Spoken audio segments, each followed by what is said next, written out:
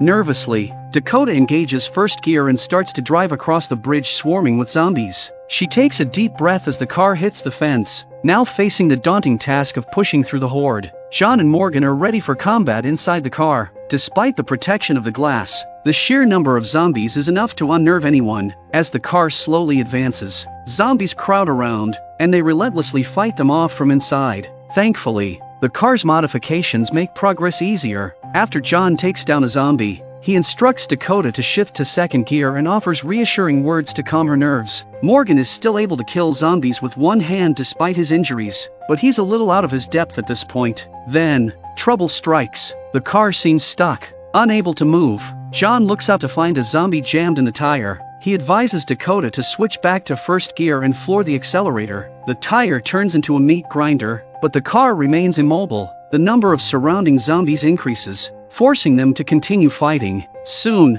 the car's generator fails. Morgan was injured and John volunteered to fix it. Luckily, the door panel could temporarily keep the zombies. As he inspects the engine, a zombie lunges at his arm. John fights to keep from being bitten. Inside the car, Dakota, panicking, takes John's gun and shakily aims at the zombie. Fortunately, she shoots it down without missing. John quickly fixes the disconnected wires and signals Dakota to start the car.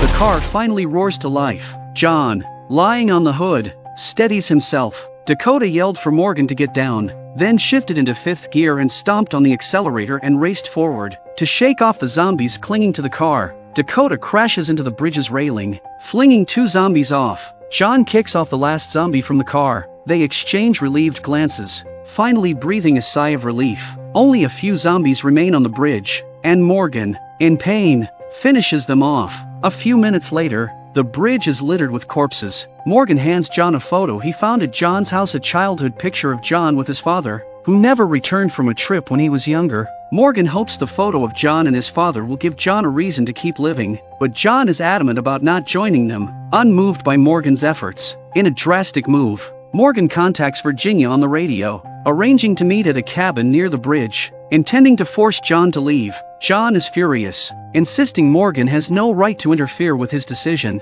Morgan counters, reminding John of the time he helped Morgan despite his wish to be left alone after his leg broke. Morgan's survival is due to John's intervention, and he can't stand by and watch his best friend choose death. John is left pondering Morgan's words. Meanwhile, Morgan prepares to scout the area, while John agrees to ensure their car is functioning correctly. After checking, they realize that the red clips holding the wires had fallen off, and they had to split up to look carefully on the bridge, most likely amongst the zombies' corpses. Dakota quickly finds the clips, but as she reaches for it, a not-quite-dead zombie grabs her leg. She falls, unable to reach her gun, and in a panic, stabs the zombie in the head with a dagger. When John arrives, Dakota acts defensively, as if hiding something. John notices the dagger, the same one used to kill Cameron. John looked at Dakota with suspicion. Dakota was about to make excuses, but John seemed to have already guessed a terrifying truth. He asked directly, "Did you kill Cameron? Is Virginia covering for you?"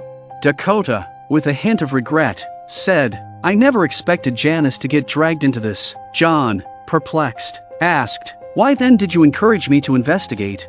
Dakota replied, "I just wanted to create an illusion to divert attention elsewhere." John, raising his voice, demanded, "Why did you kill Cameron?" Dakota revealed, "Cameron found out about my secret way in and out of the community and told her sister. She took away my only escape route." John asked, "Is that why you killed Cameron?" Dakota retorted, "What difference does it make? Everyone is ruthless for their own ends. My sister did the same. So did the cavalry. That's just the way the world works now." Then Dakota picked up a handgun from the ground, unwilling to let anyone ruin her image in the eyes of others. John tried to calm Dakota's agitated state, promising he wouldn't tell anyone. He even put away his weapon to show he meant no harm. John had gravely misjudged the ruthlessness of this child. Why? The searing pain was suffocating him. Dakota, tense but not fearful, whispered an apology. John, watching Dakota, was speechless. Doesn't always have to mean something, John.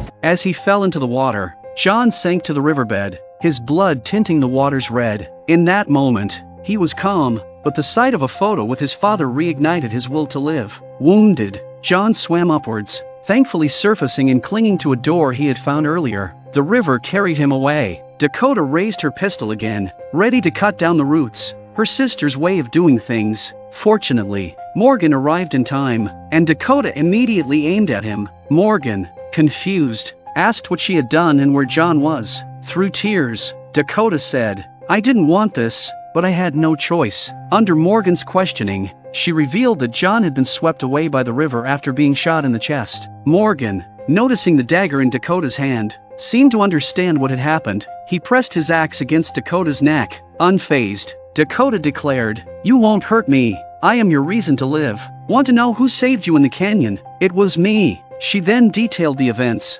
forcing Morgan to believe her. Dakota saved Morgan not out of recognition of his, but to use him against and even kill her sister Virginia. Morgan was disheartened, unwilling to believe what had transpired. Meanwhile, Virginia and Naomi arrived at John's cabin, finding it empty, just as Virginia was about to explode. Morgan's voice came through the radio. He reported John's serious injury and pleaded for help to find him. Naomi, anxious, took over the radio, asking where John was. Morgan replied John had been swept downstream. For her sister, Virginia had no choice but to send the cavalry to search for John, hoping he would survive. Elsewhere, Alicia and Charlie arrived at the dam, joining Dwight and Althea. Morgan's voice came again, instructing Dwight to prepare for a possible battle with Virginia, and to contact Sherry for a coordinated strike. Back at the cabin, a worried Naomi stepped outside. She suddenly turned, grabbing medical supplies upon spotting John at the water's edge. She ran towards him,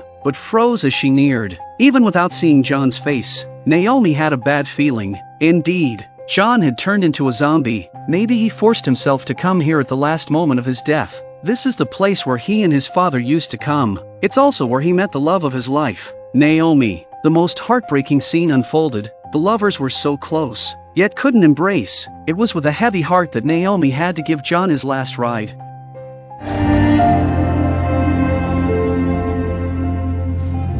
John has always been a sunny uncle who treats his lover with utmost care. The door he found became his final. The door he found became his final home. Naomi's heart was shattered. The man who loved her was gone forever. She wished John could have been by her side through the apocalypse, but now she had to bury him herself. Spotting John's fallen gun, Naomi bent down to pick it up. Looking at Virginia, who was calling for Morgan in the distance, she had a thought, but the sound of a bullet being chambered snapped her back to reality. Virginia's men weren't going to let Naomi keep the gun. Reluctantly, Naomi handed over the weapon. She confronted Virginia. "Why did your sister kill my husband? I saved your life." "Virginia, because you told me what Dakota meant to you. I showed mercy, and now my husband is dead because of Dakota." Virginia fell silent, then admitted, "I don't know why Dakota did that." Naomi, clearly skeptical, retorted, "I think you do know." Unable to meet Naomi's gaze, Virginia turned away. That night, Daniel,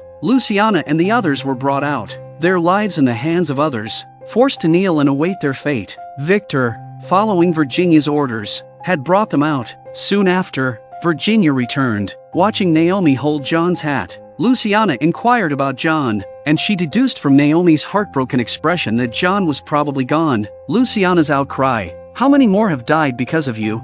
infuriated Virginia, who ordered her men to teach Luciana a lesson. Daniel sees this and rushes to try and stop the cavalry. Victor just looks on coldly. Virginia is pissed off that she can't find Morgan, so she brings them out to ask where Morgan is. She aimed her gun at each person, seeking information, but no one spoke. Virginia knew they were unlikely to know Morgan's location, as she had kept them captive. It seemed she might have to resort to more drastic measures. Over the radio, Virginia warned, "Morgan, I know you're listening. If you don't return Dakota to me now, bad things will happen. I'll blow Grace's smart head off." Her men aimed at Grace's head, leaving the others powerless to resist. Virginia raised her only hand, its fall signaling Grace's end. Grace comforted her unborn child.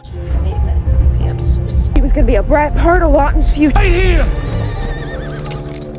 Then, Morgan arrived on horseback, axe in hand. Grace breathed a sigh of relief. "Morgan said to kill me, including any of my mates, and you'd never see your sister again." This was the first time Virginia had seen Morgan since the canyon. "You think wearing a killer's clothes scares me?" she scoffed. Morgan retorted, "You should be scared because your end is near. Your present, your past, everything you have will be taken from you. I know the feeling. I've been there, Virginia asked. Are you done? You're alone, and I have a whole group. Hand over my sister or I start killing. One by one. Ignoring Virginia, Morgan addressed the crowd loudly. You all need to hear the truth about Virginia. She's a liar, a hypocrite. She builds a future on rules but destroys everything if it threatens her. And she didn't stick to her rules. Cameron wasn't killed by Janice. It was her sister, Dakota. Virginia covered it up and framed Janice. Virginia finally panicked because the cavalry had started to lower their guns. Morgan's words were reshaping their worldview, with the situation slipping from her control. Virginia turned to Victor.